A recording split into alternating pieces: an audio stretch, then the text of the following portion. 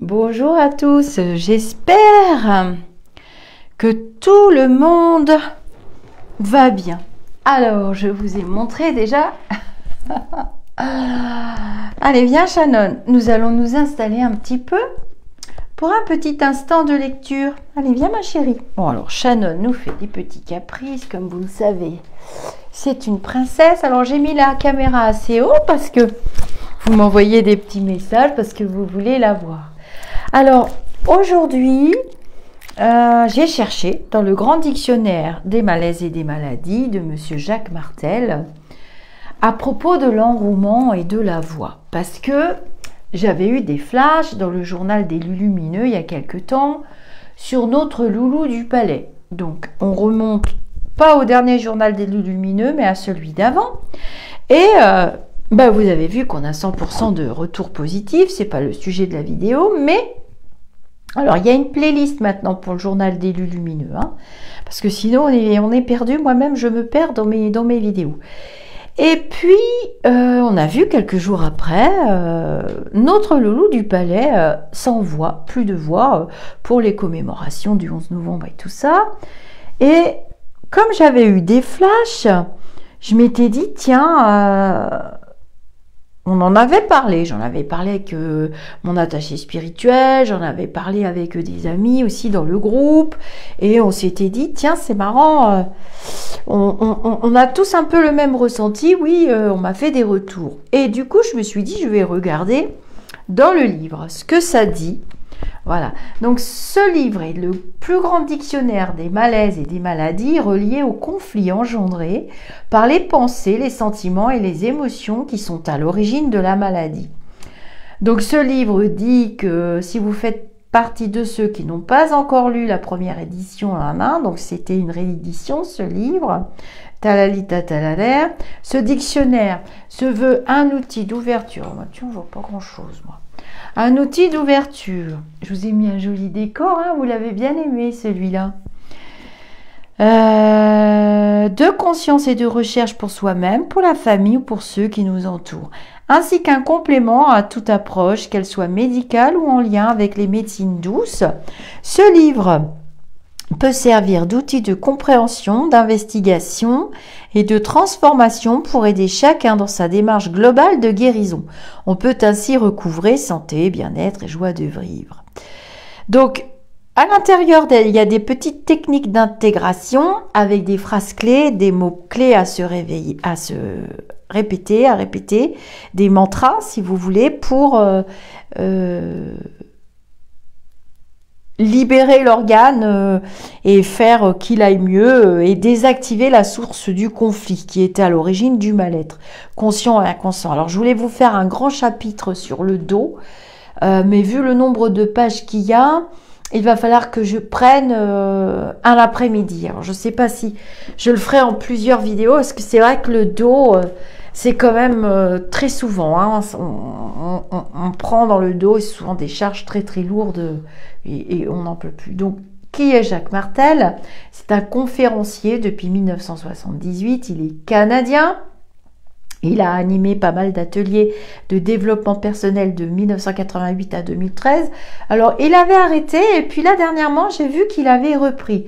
Il a une page Facebook, hein, vous pouvez le contacter aussi dans sa page Facebook.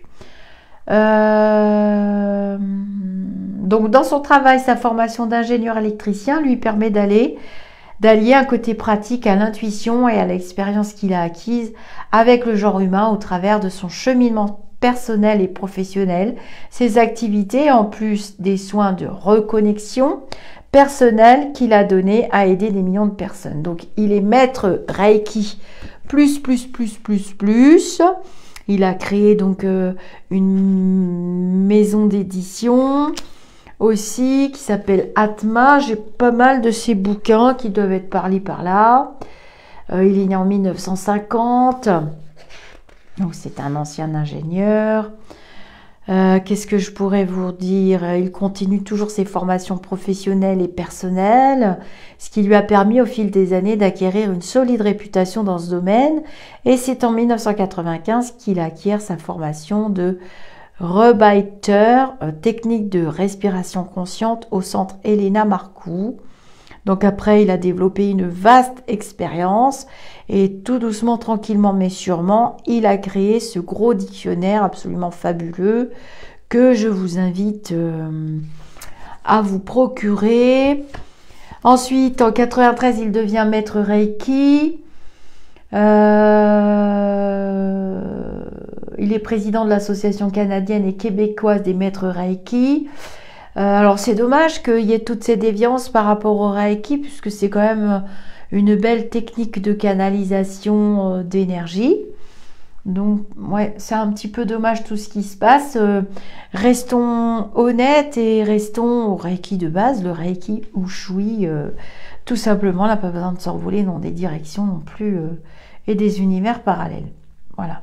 Rendons à César ce qui est à César. Voilà. Donc là, on va lire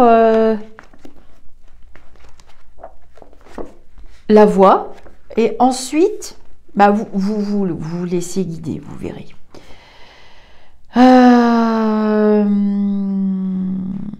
Alors, on va lire la voix, le chapitre en roumain.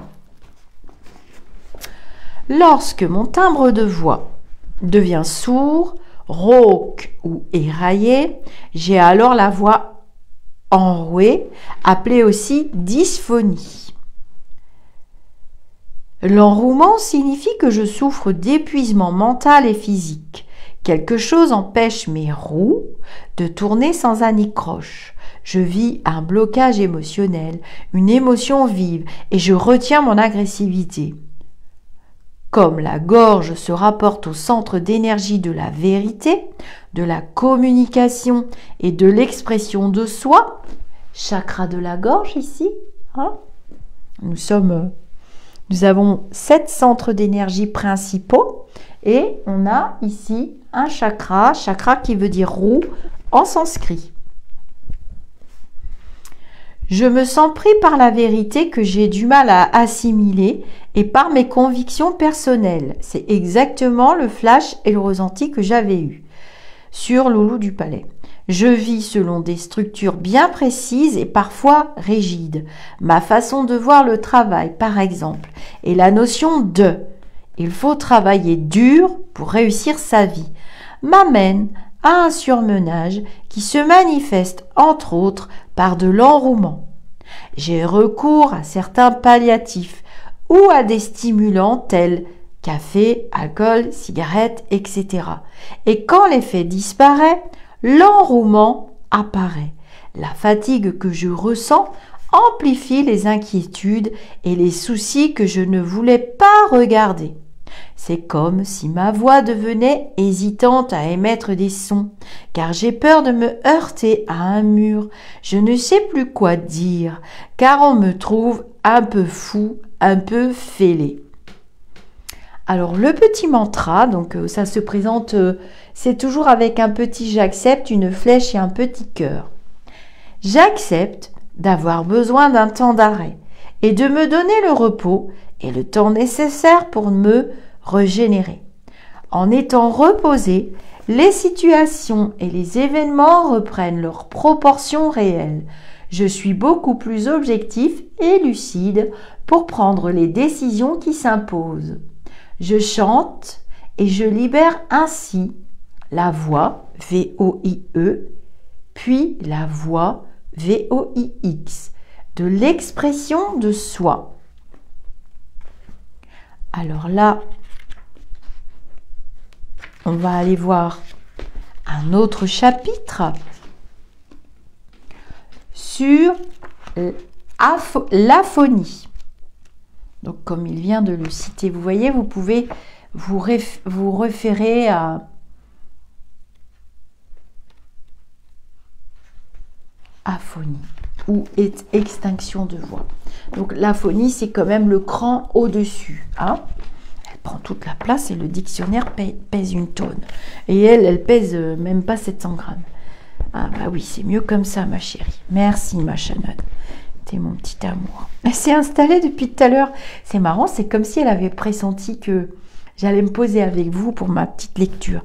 Alors, je ne fais pas les lectures avant, sauf une là que je vais regarder, d'Alan Kardec, qui me paraît très très hard. Donc, je ne sais pas si je vais pouvoir la mettre sur la chaîne, il faut que je lise tout quand même. Oui, oui, c'est croustillant des fois, hein, dans le monde des esprits. Aphonie ou extinction de voix. La voix est l'expression de soi, la créativité. Une trop grande émotion, détresse, inquiétude peut m'amener à ne plus savoir quoi dire ou quelle direction prendre, ni comment interpréter cette direction par rapport à l'émotion vécue. Il se peut que cette forte émotion ait été vécue sur le plan sexuel et se répercute plus directement sur la gorge ou sur les cordes vocales, car d'une certaine façon, mon deuxième centre d'énergie sexuelle est relié plus directement à la gorge, mon cinquième centre d'énergie. Alors là, on parle des chakras. Je vous ai montré le chakra de la gorge, et puis il y a le chakra sacré, qui est la sphère sexuelle. Alors, on n'est pas dans les ancrages là, hein, on est dans le chakra juste au-dessus. De toute façon, ma sensibilité hyper-émotivité en a pris un coup et je n'arrive plus à dire quoi que ce soit. J'en ai le souffle coupé. Si je disperse trop mes énergies, notamment à la suite d'un choc émotionnel, un vide intérieur va se créer en raison de mon désarroi intérieur et les sons vont être aspirés par ce vide. Ah bah dis donc. Ma grand-mère, elle avait souvent des extinctions de voix. C'est comme si je ravalais mes mots au fond de ma gorge. C'est donc important pour moi de reprendre contact avec le souffle de ma communication intérieure. Il est même possible que cette expérience me protège parce que je suis dans un état où je ne dois plus parler, où je ne peux plus dire de secrets.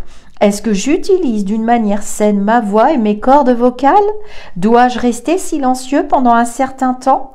On dit parfois « la parole est d'argent et le silence est d'or ». Ou est-ce que quelqu'un qui m'a réduit au silence de force?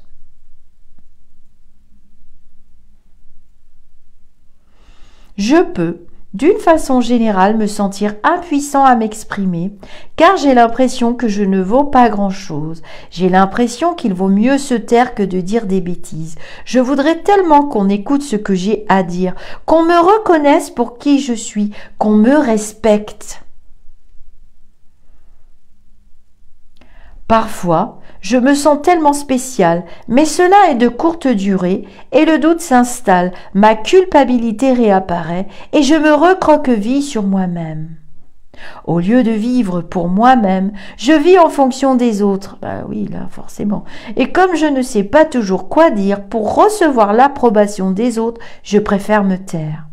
Soit je décide de ne plus parler, soit mes cordes vocales décident d'elles-mêmes de ne plus émettre de son. Ah bah dis donc. Donc là, on a le petit mantra qui... J'en bégaye. Parce que c'était tout à fait ça la situation. Et je pense qu'il a vu arriver ce qui se passe actuellement. Et que comme il ne veut plus, hein, je vous l'avais dit au mois de mai, hein, qu'il y avait eu des chaises de renversées et tout, et que c'était la dernière fois qu'il nous mettait des restrictions, et qu'il lutte à contresens par rapport à ce qu'on veut lui faire dire, par rapport à ce qu'on veut lui faire faire. Donc j'ai tapé juste au mois d'avril. Hein. J'étais restée scotchée. Bon, vous avez suivi de toute façon pour la plupart, et je m'étais dit mince, il va perdre sa voix et puis perdre ses voix aussi, ses voix pour peut-être ce qu'il convoite aussi. J'avais d'autres sens quand même qui étaient plus profonds. Donc le mantra, j'accepte d'exprimer mes émotions, ma créativité et mes idées de la façon où je me sens le mieux, dans le respect de mes capacités. Non, il ne peut plus se voir en peinture.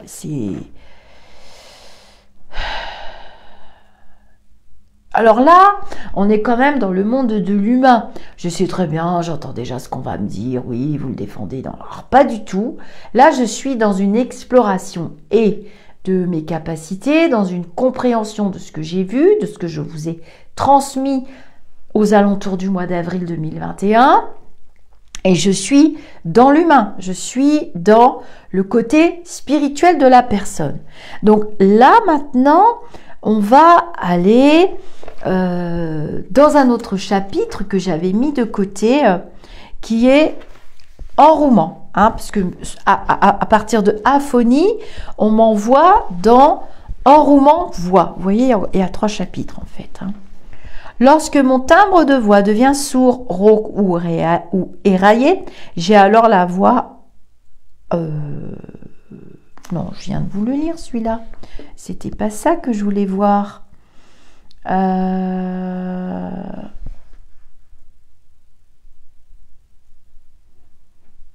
Oui, je viens de vous le lire. En fait, j'avais été... Ben non, je vous ai lu les deux. Alors, aphonie, voix, enrouement.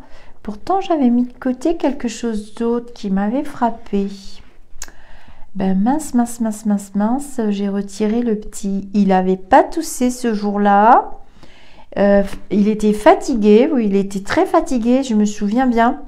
Donc, c'était peut-être fatigue que je vous avais mis de côté. Bon, on va aller regarder. Ça coûte rien, on passe un petit moment ensemble. Et ça m'intéresse toujours. Et son état m'avait frappé. Puis vous avez vu la suite là depuis. Et là, je pense qu'il va revenir. Et c'est pour ça que je me suis dit, est-ce que je fais un journal des loups lumineux? Là, lundi, alors je ne sais pas quand est-ce que je mettrai cette vidéo. Peut-être demain soir. EF, fatigue. Et j'ai une fatigue chez cette personne qui est récidivante. Voilà. Bon, j'avais mis fatigue, donc c'est pas faiblesse, c'était vraiment fatigue. Ben non, il n'y a pas. Fatigue. La fatigue me donne l'impression d'être à plat. Intérieurement, je suis vidée. La source de la fatigue se retrouve dans le manque d'amour face à la vie que je mène. Ah bah c'est intéressant ça. Où est passée ma motivation? Ah bah allez non. Mes inquiétudes, mes peurs, mes peines et mes blessures intérieures m'amènent à lutter, à résister, à refuser certaines situations. Bah c'est tout à fait ça, hein, le refus. Hein, il était dans le refus. Et de toute façon, il leur a dit au mois de mai que c'était la dernière fois. Hein. Plutôt que de centrer mon énergie pour trouver le point commun à mes difficultés, je l'éparpille dans trop de directions à la fois. Je désespère même de trouver une solution. Je vis une certaine lassitude face à la vie, une fatigue intérieure parce que j'ai à me débattre pour continuer à avancer. Ah oui, bah disons. La dépression est même possible. Je me sens abattue. Je le trouve très fatigué. Hein. J'éprouve un sentiment d'incompétence, de manque, d'absence d'intérêt et même d'impotence. Je ne sais plus comment m'orienter dans la vie, ayant perdu ma joie de vivre. Si je m'ennuie, je vis dans la nuit. Vous vous souvenez ? Je tire toujours cette carte d'un repli sur soi, d'un enfermement, de se sentir lâché, abandonné, incompris, fatigué. Je vous l'avais dit plusieurs fois, j'étais même scotchée par mes flashs et je me disais mince... Bah, ça correspond pas du tout à ce que je vois un petit peu partout qui circule. Ouais. D'accord. Donc, je vis dans la nuit. Je peux me poser des questions face à des aberrations de la vie. J'ai plein de points d'interrogation et personne pour m'aider à y répondre. Donc, ça répond à ces flashs d'isolement que j'avais vus. Je peux avoir eu des difficultés avec les modèles que mes parents m'ont donnés. Si j'avais une mère très masculine ou un père très féminin, je peux, comme enfant, avoir dépensé beaucoup d'énergie à comprendre à qui je devais ressembler. Quelle que soit la cause de cette fatigue, j'expérimente un affaiblissement tant moral que physique. Et là, il est en plein dedans, hein. Loulou du palais. Alors, le petit mantra.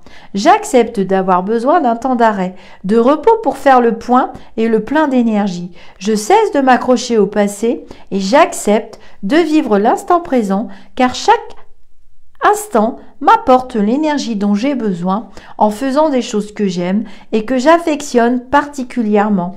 L'énergie revient naturellement. Ah, ensuite il y a fatigue chronique. Non, c'est pas une fatigue chronique qu'il a. C'est vraiment ça, ça correspond. Bon, moi je lirai vos commentaires. On parle bien de Loulou du palais. Hein. Et puis, vous me direz. Vous me direz... voilà. Je vous dis namasté. Bah, ça correspond tout à fait à mes flashs. Ça fait un moment que j'ai ça dans la tête et que je me suis dit, oh là là, faut que j'aille voir parce que... ouais, ça nous apporte quand même des réponses, hein, d'explorer ces pistes-là. Je vous dis namasté. Ah bah, Shannon est déjà descendue. Et à très vite pour un autre instant.